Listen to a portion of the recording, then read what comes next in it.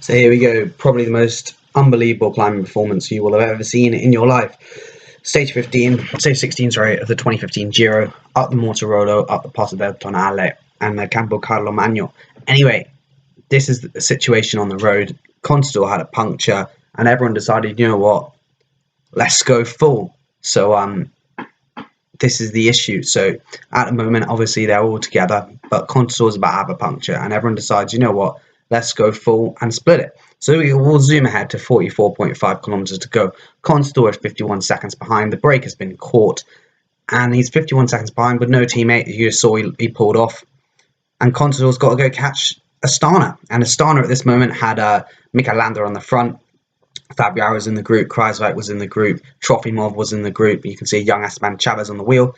They had more than that, to be fair. I think you can also see Paolo Tiralongo there, who's at the moment on the front, and obviously Landa, who just looks like he's going out for just a nice Sunday ride. Then you've got like Kreiswijk, Trofimov. He looks very similar to Zakarin, but slightly, similar styles. Anyway, Contador's just flying up this climb. The Mortirolo is steep. It's like 9-10% the whole time, but significant ramps. So, I mean, they look like they're doing like 20k an hour up here, and you can see people are getting spat. Riser Hezedal, who used to be decent, was in trouble.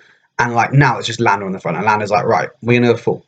And at this point, it was pretty obvious Landa was stronger. We've got some nice sort of like Contador going round. I tried to edit this, but to be honest, just watch the whole thing. I mean, I'm not going to commentate half an hour because I think you might find that a bit boring. But there's the full video, which I can post below. But anyway, Contador gets some help out from his mates. I believe this is it. He got Anton, who's like, you know what, we'll sort you out with a decent draft. We're good mates in Spain, both sort of no one in the GC for Movistar, because Amador had got spat, so might as well help him out. And anyway, Contador just puts on an exhibition. This is the climbs he's best at. Froome, he's good at the steep stuff as well, but certain people like the less steep stuff. There's Vasil Kirienko's in the break, but Contador loves these super steep climbs where he's just out the saddle and just flying. But we've sort of narrowed it down already at the front. You see Trofimov, Kreiswijk, 2 from Katusha. Trofimov literally did nothing after this Giro, more or less, but it was very, very impressive in this Giro. But Contador's now got it down to 38 seconds. The timing was a little bit wrong. I think it was more like 33 seconds, but nonetheless, Contador was absolutely flying on this day. There's, I don't know who that lad is. I think it might be Buongiorno or someone.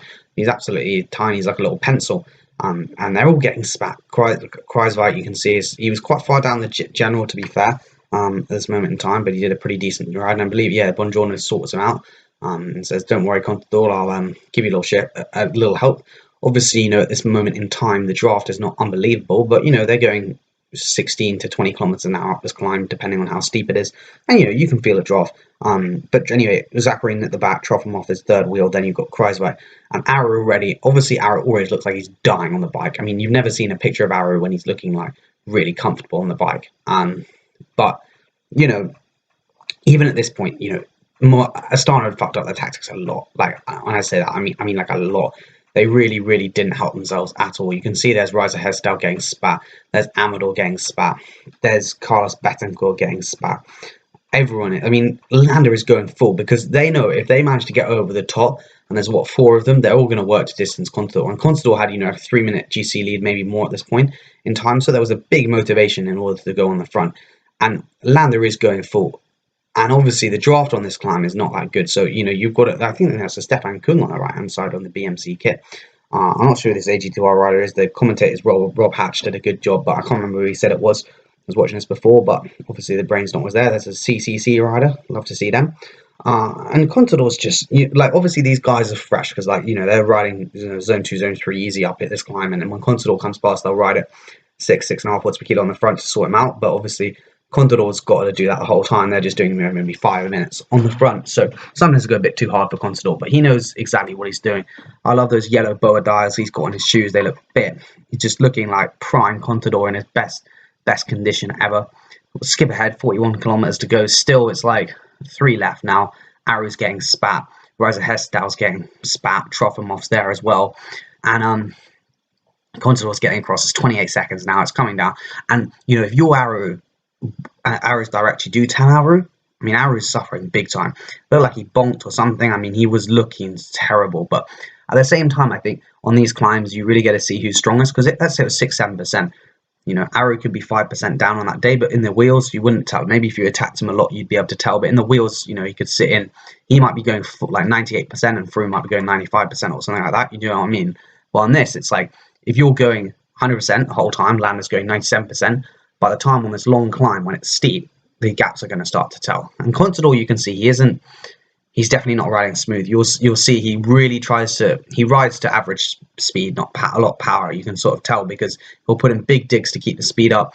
You know, he really rides on the feel of the climb, which I think is more exciting to watch necessarily. But it's just, you know, it's the way he's going to ride. He's not just going to look at, like, now he's grinding massively. He's got more gears to go. You can see he's got 34, 32, I believe he said on the day, which is super easy gearing. It's what you want up this climb. Even if you're a pro, just because why grind if you have to? But Contador seems to like it. Like, if you saw that, you'd be like, he's going to get spat. But Contador's, you know, he's very used to it. Climbing out the saddle is his speciality, and I don't know why the timing's said a minute. It's not a minute.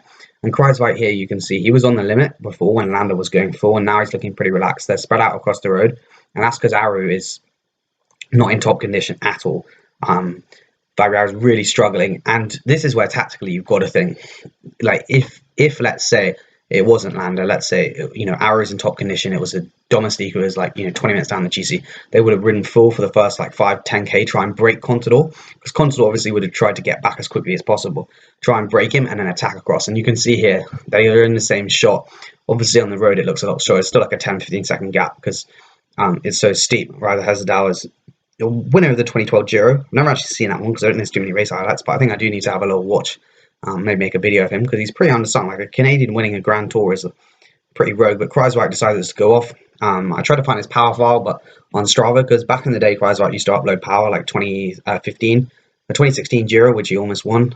He did upload his power, which is pretty interesting. But anyway, he stopped doing that. But he also on this one apparently lost his file, which is a big shame because I wanted to put in perspective sort of van that Contador would have had to do, because you could have seen the time differences. You know, he was like 45 seconds, 50 seconds down on Kruijswijk. And, you know, you might be saying, okay, yeah, fair enough, like, were they really going full? But I mean, they were going full until Aru cracked, and now you can see Aru's really cracking. I mean, some people will just say, oh, he doesn't have enough fuel. I mean, I don't, maybe, but I mean, I don't really think it's necessary that. Sometimes you just don't have the legs, and, you know, on a day like this, you know, in a Grand Tour they always say you're going to have an off day, and it just depends what happens. It happens to happen during a sprint stage, you'll get away with it. It happens to happen in a mountain stage with 6% climbs, you might get away with it. Happens on the Mortarolo stage with 2 decent climbs before, no chance. And you can see here Landa's just riding. I mean, he's not riding full, you can say, by the way he's riding. Like, Landa never looks like he's tired, but you can tell he's not riding full. He's still getting dropped. And also Kruijswijk, Landa's a better climb than Kruijswijk, even at this time. And, you know, Kruijswijk's pulling away. Kruijswijk does a sensible thing here. I think he knows he's the least explosive. Man's never won a bike race. He's never ever won. He's won GC. He's never ever won a stage professionally. So, you know, he knows he's got no sprint. He's a perennial GC man, and he knows what to do. His talent is riding full on the climbs, and that's what he does. He doesn't like to do anything else. And, you know, fair enough. He gets paid for it, and that's it. So he's decided to just sack it all off and just ride full, and they can catch up if they want. But he's just interested in gaining a podium. You know, I mean, he knows that it's going to be hard with Landa, Aru, and Contador all there, but he's thinking, you know, if I can get 5th place in the Giro, probably get pay rise, get some more UCI points, maybe get stage win if they really mess around. But it was also just for him. I mean, it's like such a steep climb. It's not like you're going to get that much benefit in the draft. Like, you'll obviously get some, but it's the accelerations, the way Contador climbs compared to him, like, he'll just ride at even power. Obviously surge a little bit, but generally even power, because he's obviously more of a slow and steady lad, while Contador likes to put these little accelerations because that's the way he finds he can climb. He can deal with that sort of increase in lactate and then get rid of it very well, which some people can, some people can't. It's just your physiology. But yeah, Contador, the same with Hesjedal. He just knows, like, he's an absolute stick. He's got no sprint on him and, like, no sort of surging on him. He just knows all he has to do is just ride full up this climb, get top 10 Giro, and, you know, the team's happy, he's happy. And this is where Contador goes. Contador is like, you know what, let's sack it off. Let's sack it off. I'm not losing to Kruijswijk. I've already put Aru in the bin, put Trofimov in the bin. I'm gonna put Landa in the bin, and I'm gonna put Aru in the bin, then Kruijswijk in the bin, and I'm gonna win the whole Giro. Well, fair enough, mate. So he closes that gap pretty easy. And you think, like, you know, this is a steep climb. You know, most people would be like, I don't want to surge across. And look at Landa. This is when, you know, Landa should be the GC leader, because he comes across that gap so easily. Again, you know, those two guys were really the standout climbers. Obviously, Kreiswijk was really, really good on the stage, but not as consistent if you watch the whole Giro. But you can see that Aru was just not up to it. And, you know, this is when you think, if Team Sky had this situation, they would have said to Landa, they said, you can win. But they didn't. They trusted Aru. We now skip quite far forward, 34k to go, and this is really when you start to see the big cracks opening up. 1 minute 40 to Aru. That's a lot of time lost in the last 4 or 5 kilometers. And that really was the end of Aru's GC bid. They could have played Aru and Landa together. They should have done. Instead, they didn't. They just made Landa ride tempo for Aru. Aru got spat. You can see how far Amador was back and still managed to catch up with him. And they're coming over the top of the climb now. You can see it looks a lot colder. They've all got their jerseys zipped up. The Tifosi are going absolutely mental on the side of the road, as we absolutely love to see in Italy. Obviously, it's a big shame there'll be no Giro this year, maybe no Tour. Don't really want to talk about it because it's just making me upset. But there's some more pencils. There's Amador, who got spat and has now come back to Aru. Aru's off 1 minute 50 on a climb. And Chirio Aru not going to win the Giro. He hadn't won a GC before this year, obviously 2015 World, so he did win. Managed to put Demiran in a bin on the penultimate day, I believe it was, on one of the steep climbs, which if there's some footage I will put up, but obviously so know how to use YouTube a little bit more. The Giro a bit back old school, didn't really get on the YouTube thing, so all this footage is up, which is absolutely lovely to see. You can see Aru at the back, Landa at the back, just looks like he's chilling, doesn't it? And obviously it's his style, but they don't look like they're going full. Kreiswijk looks like he's going full. And they're coming over the top now. You can see all the barriers. Everyone's just getting a little bit of gel, a little bit of newspaper down themselves, keep warm. They've got a descent, and it's sort of like a climb, and then it's a flattish finale. And Contador and Kreiswijk and Landa are going to go on to contest the finale, while Aru is getting pushed up by the Tifosi because they know it's cheerio for the old man. But I'm a big fan of Aru. I love the man, and his 14th last year in the Tour de France, people will take the piss out of him, so it's not good. But considering he literally barely rode that year, had an iliac artery surgery, I think he could be a really good shout for top 10 GC. Obviously, Pogacar rides for his team as well, so it's not ideal. But Contador this year was unbelievable. 2015, he could have won the Tour, I reckon, if he hadn't done the Giro, but he wanted the Tour Giro double because he'd already won the Tour and he won the Giro and wanted to do it in both in the same year, so I understand that. But I really think he could have beaten Froome because he's the only rider I've seen recently who could climb at a better level. So here we go, 8 minutes back. I don't really know why this footage is showing, but it shows the GC afterwards, which is why I kept it in. But Landa won the stage about 2 minutes ahead of Aru, Contador and Kreiswijk at the same time, and then Chocomok and a couple other boys were a little bit further back. But you can see it was sort of a flattish finale with some more randies. And here goes the overall standings. And you can see Landa 4 minutes back, Aru 4:52, Amador 5:48. And this is a big gap. That's some huge gaps. Thank you cheers for watching. Hope you did enjoy. More videos to come, as obviously coronavirus means there's no live footage, but I will go through the archives and find some top class footage for you. Thank you cheers for watching. Hope you did enjoy. And see you later. He took it very, very early on at Abetone, stage 5. He's only had one night where it hasn't been on the chair next to him ever since, and that was when Fabio Aru took it. Big, big sigh of relief. What might have been where he'd been distanced. Kissing the pink jersey already, and perhaps realising that this is the moment where realistically, unless Landa gets even better and Contador has a crisis, this could be the moment that he makes the pink jersey his own. 5 more days to hang on until Milan.